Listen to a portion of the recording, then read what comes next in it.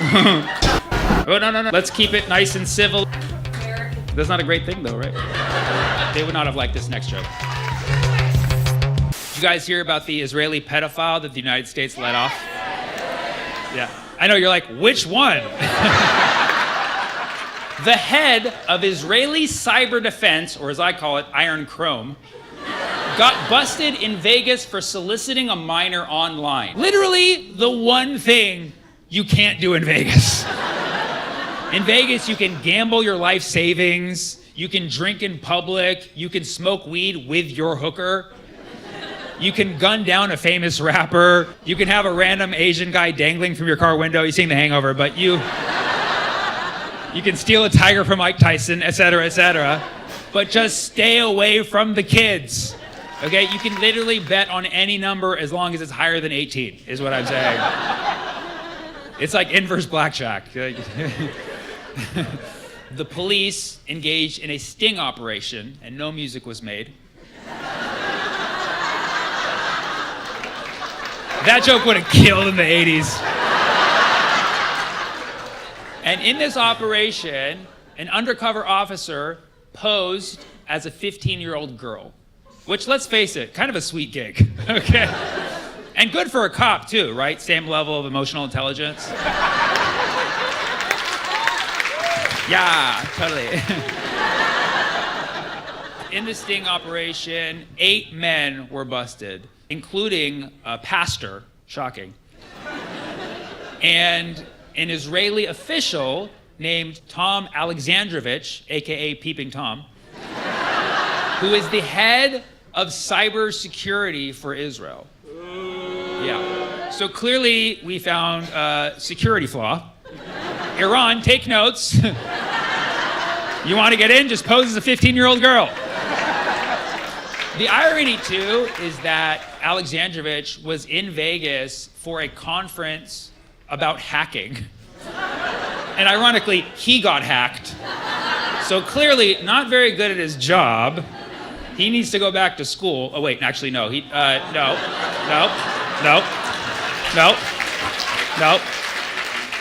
He's a high-ranking officer. He had meetings later that week with the NSA, probably to spy on us more. And then he got spied on by the highest level possible, Vegas PD. He even had meetings scheduled later that week with the FBI. But he met him earlier, apparently. So they caught him, they confronted him, and he was like, oh, I didn't know her age. And it said 15 on her profile. He's like, yeah, I can't read numbers. They're like, why are you in Vegas, buddy? You know? The profile clearly said 15, and he claims he thought it was 18. It's very unlike an Israeli to inflate the numbers. Usually they play them down. But is that not ironic? The head of Israeli cyber defense turns out to be a cyber predator? Actually not shocking at all. When you're familiar with how Israelis do self-defense, kind of predatorial, you know what I mean? In fact, we're lucky he didn't molest the whole hospital because he said Hamas was underneath it. So they busted him. He basically said, well, this has been nice, but I gotta get my flight back to Israel. And the local police were like, we don't know where that is. You're being detained. And then he's like, actually, I'm El Salvadorian. They're like, get out of our country. Just kidding. The police were like, where's El Salvador? And then he's like, I'm basically Mexican. They're like, get out of the country. So Alexandrovich was basically like, I need to make a phone call. Somebody let the officers know. They're like, yeah, you can let this guy go. So the question is, like, who did he call? Ghislaine Maxwell? Better Call Saul? You know what I mean? Like, he got off very quickly. That's not a great way to say it, but they let him out. Which is f***ed up, because people are now saying, like, well, 7 other people got busted in that operation. Why do you just care about the Israeli? Because he's the only one who got away. The pastor's not going back to work on Tuesday. The messed up part is that national media is hardly even covering this story. Literally only local Vegas media, because, you know, what happens in Vegas stays in Vegas. Another messed up thing is like, this is not the first time this has happened. Many times, law enforcement has busted a person for pedophilia, and then someone from higher up says, you gotta let this person go back to Israel. So my thing is, if you're law enforcement or FBI, and you're complicit in this, and somebody tells you, you gotta let this pedophile go, and you just do it without resigning and sharing this story with the world, you never cared about the kids in the first place. You literally either give up the badge and get on Joe Rogan tomorrow, or you are literally part of the whole scheme. You know? So at that point, you're basically Ghislaine Maxwell with a body cam. And she probably did wear a body cam, actually. So you're just Ghislaine Maxwell. And this whole time, we saw what's happening in Gaza, and we thought that Israelis don't care about kids. But apparently, some love them. Like a bit too much, actually. A bit too much. Not your kids, our kids. America, America, America. America first. That's the oath of every Israeli pedophile. America first. So you're telling me that if a pedophile works for Israel, they have a get out of jail free card in America? Well, I guess we know what happened with Epstein. Sorry if that made you most sad.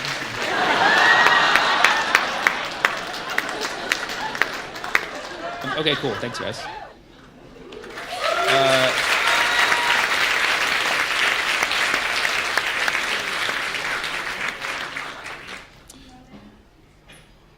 Are you guys okay? Is everything good? Is everything okay? What do you mean, sure? It's great? Awesome, okay. Well, Free Palestine, yeah, of course. Well, no, I'm keep talking. Well, let me breathe, okay? I have a couple of very unhappy looking people in here. At 3:30 p.m. Okay? Yeah, it's almost sunset, guys. Perk up. On a Sunday, was that your excuse? What is that, the culture here? We just drink till we die on fucking Saturdays? Yeah! Yeah, pretty much it! Welcome to Australia, mate! I love how your guys' city names, you don't even like fully enunciate them. Because you have like Melbourne, but you're like Melbourne. You have Brisbane, we're like Brisbane. And you have Sydney, you're like Sydney. I'm going to Perth on Thursday, and I'm wondering if you guys just got called. Yeah, kinda. The other thing that's it's interesting about Australia is that the time difference from me to you, because I'm in California, so we're 7 hours ahead, but yesterday. That's why like there's this weird disconnect, because you guys are 7 hours behind me mentally, but already in tomorrow. That's why like I tell a joke and I'm like, they don't get it, but it's like you already heard it yesterday. Yeah, it's crazy, man. It's crazy.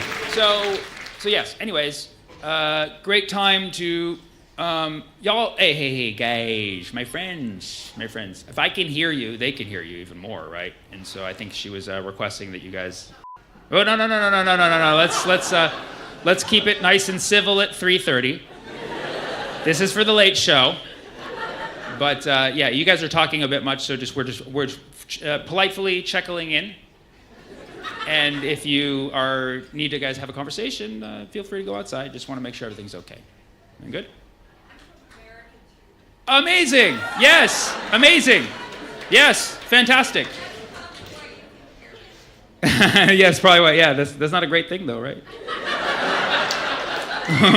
What? What's that? It's not a great thing. No, it's not. Thank you. Yikes.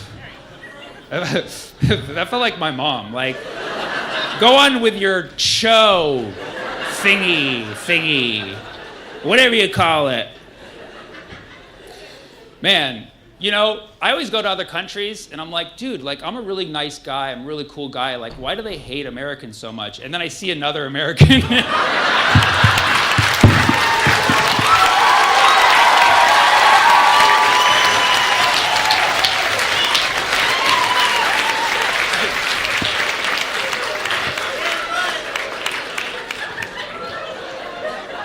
All right, now let's take it 7 hours back.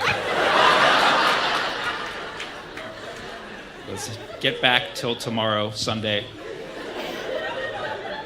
Because it's still Saturday back where I'm from. They don't even know what's about to happen today. So, if you've been following me for more than 2 years, which I know most of you haven't, but maybe one or two of you have, you know that I literally talk about everything. I can make hexagons funny, okay? But right now, obviously, I'm fixated on one subject because I want this madness to end now. And so, that's where I am mentally.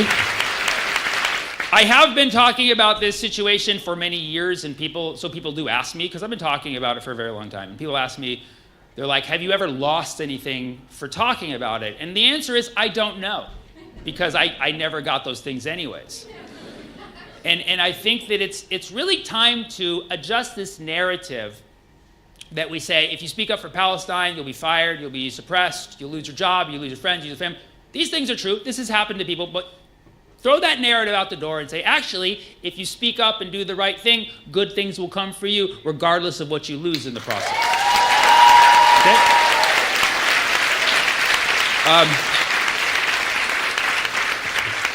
Because if you lose something, it didn't really matter that much in the first place. Okay?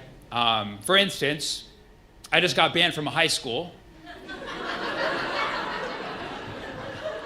Let me explain. I know some of you are like, more context, please. I got banned from a high school. All right.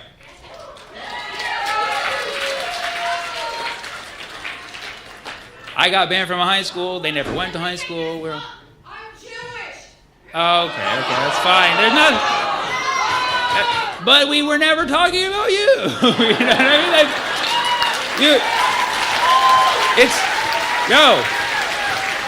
how hard is it to be like, I'm not a pedophile. I don't support pedophiles. Therefore, this is not about me. Okay.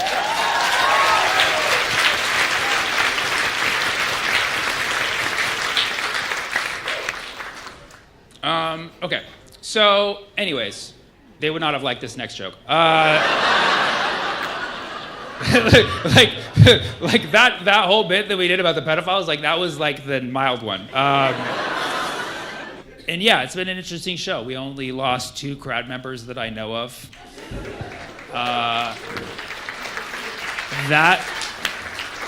What's that? Shout out to them. I thought you said send it to them, like send them the rest of the show. Be like, hey guys, I noticed you left a little early and you didn't see the rest of my set. Have you guys been to high school? I like how you guys took their seats so fast, though. That was like, yeah, like I blinked at you guys were already there. Where are you guys from, by the way? Oh, you're from Yemen? Well, there you go. It's Yemen. Always the first to take action, aren't you? Yemenis, they see injustice. They see an opening, they're like, I'm gonna seize that. And she brought her Somali friend too. That's awesome. Shout out. Yemen, Somali, shout out. I love that. On the way out, she whispered into one of the servers' ears, she's like, I'm actually not Jewish. But it was awkward. It was like very awkward that happened. And then I was like, that's anti-Semitic. Here I thought, like I upset somebody because of like a religious association to an ethno-state, obviously. When it turns out she was just a dumb American taxpayer.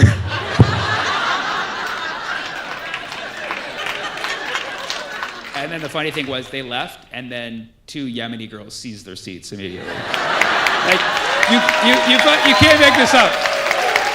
You can't make this up.